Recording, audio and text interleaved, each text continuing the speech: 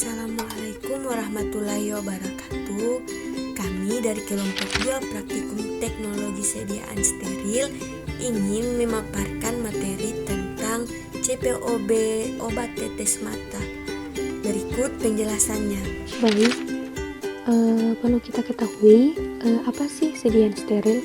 Sediaan steril adalah sediaan yang selain memenuhi persyaratan fisika kimia, dia juga persyaratan steril.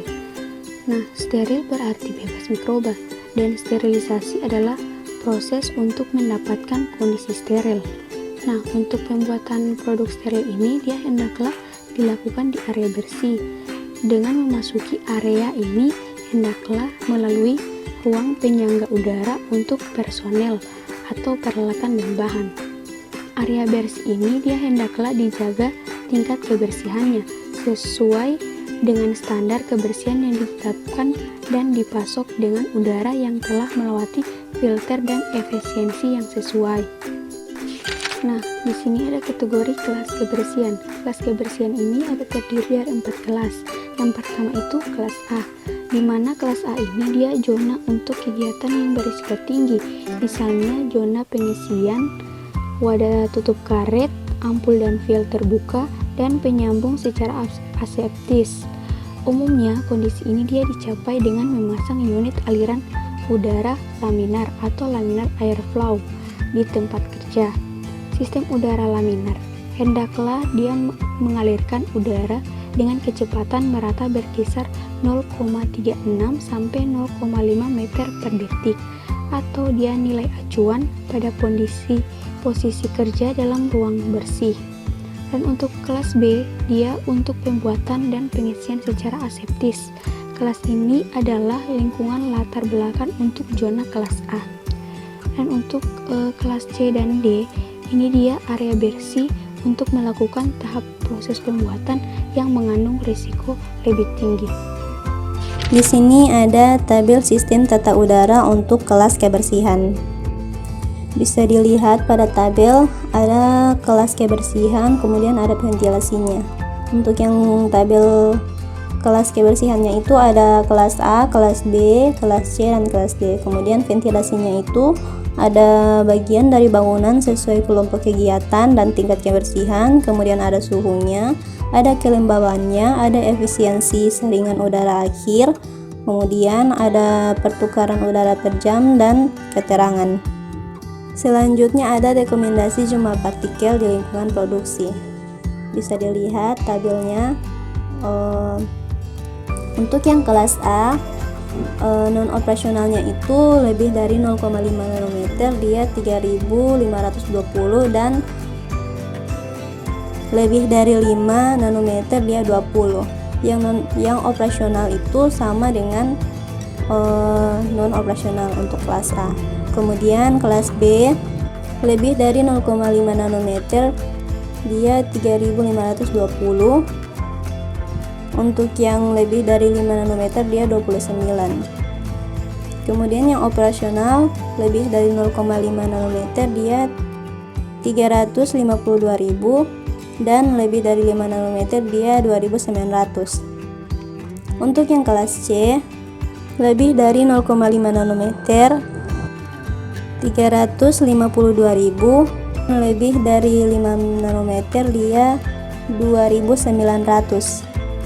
Untuk yang operasional lebih dari 0,5 nanometer dia 3.520.000, dan lebih dari 5 nanometer dia 29.000. Dan untuk yang kelas D dan E kurang lebih sama, yaitu lebih dari 0,5 nanometer 3.520.000, dan lebih dari 5 nanometer dia 29.000. Untuk yang operasionalnya itu untuk lebih dari 0,5 dan lebih dari 5 nanometer itu dia tidak ditetapkan. Produk steril dibahas khusus dalam Aneks 1 CPOB 2012. Perlu pengawasan khusus. Ada 2 jenis pembuatan, yaitu aseptis dan sterilisasi akhir. Semuanya perlu pemantauan kandungan mikroba dan partikel. Ruang masuk ke area proses harus lewat penyangga udara dengan tekanan udara yang diatur. Diperlukan tingkatan ruangan untuk masuk ke pengolahan. Perlu pemantauan mikroba dan partikel di udara ruang. Sanitasi dan higien personalia diawasi saksama. Pakaian harus khusus. Bangunan jauh lebih rumit pembuatannya. Sanitasi dan higien ruang harus dijaga termasuk dengan penggunaan disinfektan saat pembersihan. Peralatan mudah dibersihkan, didisinfeksi, dan disterilisasi sesuai kebutuhan. Sterilisasi dengan cara sesuai. Perhatian pada air yang digunakan. Air yang tidak disirkulasi pada 70 derajat Celcius selama 24 jam tidak boleh dipakai. Water for injection harus diperlukan sebagai bahan awal. Pengawasan partikel debu atau mikroba dalam proses aseptis berlangsung selama proses. Berikut ini tata cara masuk ke area steril. Yang pertama, masuk dan lepas sepatu. Kedua, ganti pakaian rumah dengan pakaian perantara. Yang ketiga, cuci tangan dan bagian tubuh lain. Yang keempat, ambil pakaian steril dan semua perlengkapannya. Yang kelima, lompati batas steril dan pakailah sepatu. Yang keenam, masuk ke loker perantara. Yang ketujuh, memasuki air shower sebelum ke ruang steril. Kemudian berikut ini adalah area steril. Yang gambar di sebelah kiri ini terdapat rak sepatu. Jadi sebelum masuk ke ruang steril, sepatu harus diletakkan di rak sepatu secara teratur. Kemudian gambar di sebelah kanan ini terdapat pakaian sebelum masuk ke area steril. Kemudian kita masuk ke area steril. Di sini kita pertama menemukan tempat pencucian tangan. Kita mencuci tangan secara bersih. Kemudian kita menuju tempat atau lemari yang menjadi tempat penyimpanan APD atau alat perlindungan diri, lalu memakai APD tersebut dengan baik dan secara lengkap. Kemudian setelah memakai APD secara baik dan lengkap, kita menuju ke langkah berikutnya, yaitu menuju ke ruangan steril. Halo teman-teman, jadi sebelum masuk ke area steril, personil yang bekerja di area bersih dan steril dipilih secara seksama dan bekerja dengan penuh disiplin, tidak mengidap suatu penyakit, atau dalam kondisi kesehatan yang dapat menimbulkan bahaya pencemaran mikrobiologis terhadap produk. Karena hanya personil dalam jumlah terbatas yang diperlukan boleh berada di area bersih ini. Sebelum masuk, mereka harus menggunakan atau mengganti pakaian khusus yang juga mencukup penutup kepala dan kaki. Pakaian ini tidak boleh melepaskan serat atau bahan partikulat dan hendaklah mampu menahan partikel yang dilepaskan oleh tubuh.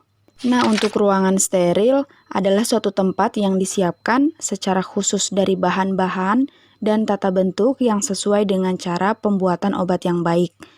Ruangan ini dipersiapkan untuk produksi obat steril sehingga harus mempunyai syarat khusus. Obat atau bahan obatnya harus mempunyai kepastian bebas dari kontaminasi. Ya, selanjutnya adalah tata letak ruang produksi steril dengan cara aseptik. Ya, bisa dilihat di gambar ini bahwa ruang produksi steril untuk ruangan A itu memiliki suhu 15-25 derajat Celcius dan kelembapan 45-55%. Sedangkan untuk ruangan B memiliki suhu 16-25 derajat Celcius dan kelembapan 45-55%. Kemudian untuk ruang C memiliki 16-25 derajat Celcius dan kelembapan 45-55%. Kemudian untuk ruangan D memiliki suhu 20-27 derajat Celcius dengan kelembapan 40-60%. Untuk ruangan E suhu 20-27 derajat Celcius dengan kelembapan maksimal 70%.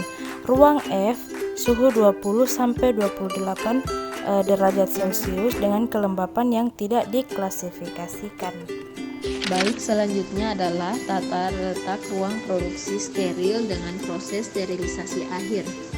Pengisian produk yang akan disterilisasi akhir hendaklah dilakukan di lingkungan minimal kelas C.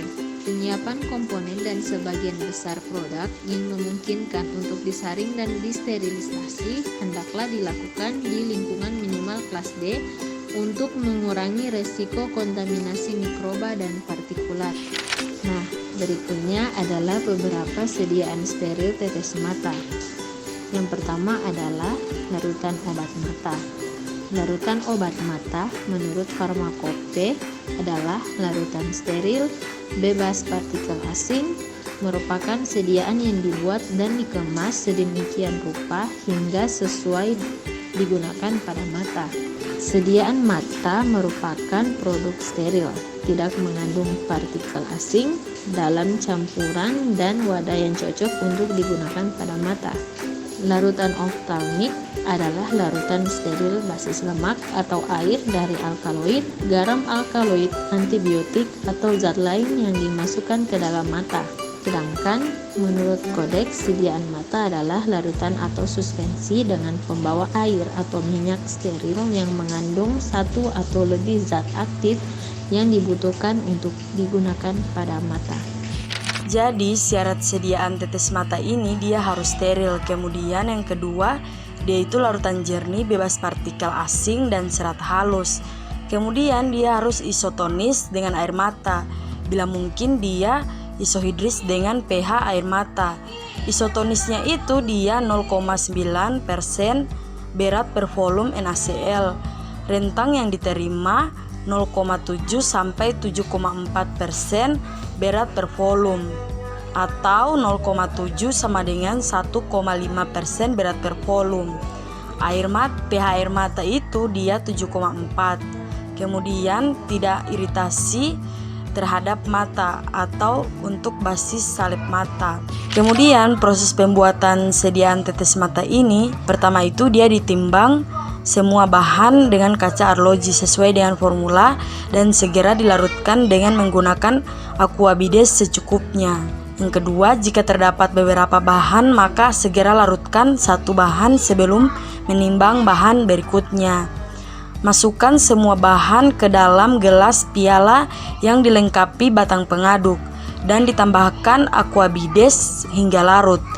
Bilas kaca arloji dengan aquabides minimal 2 kali. Setelah semua bahan larut, tuang larutan tersebut ke dalam gelas ukur hingga volume tertentu.